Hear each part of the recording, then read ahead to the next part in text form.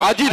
कार्यक्रम लाइव माध्यम आपण मान पाखे पहुंची पार्टी से ज्योति प्रभा न्यूज को समस्त कर्मकर्ता को अशेष अशेष धन्यवाद एवं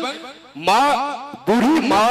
यूट्यूब चैनल लाइव भी आज ये कार्यक्रम चली तो निहाती आपण मान को अनुरोध आपण माने बहु संख्या रे आज ये कार्यक्रम को उपभोग करंतु एवं भल पाइबा दियंतु अनुष्ठान रो समस्त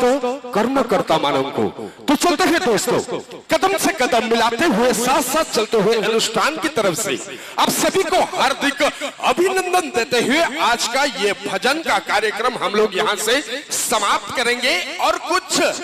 रकड़ डांस और जबरदस्त धमाल वाला मेलोडी कार्यक्रम शुरुआत करेंगे। लेकिन उससे पहले उड़िया में ये बात मैं जरूर पेश करना चाहूंगा। तो निहाती धन्यवाद देवी अनुष्ठान रो समस्त कर्मकर्ता मानू एवं धन्यवाद देवी आमर राहाण बेली गाँव रो समस्त ग्रामवासी मानू एवं धन्यवाद देवी आम अनुष्ठान रो मैनेजर महोदय को जे कि ए छोट कलाकार को दीर्घ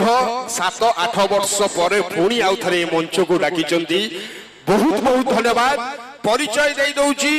मु होची आपण मानकर सही हास्य अभिनेता जूनियर पप्पू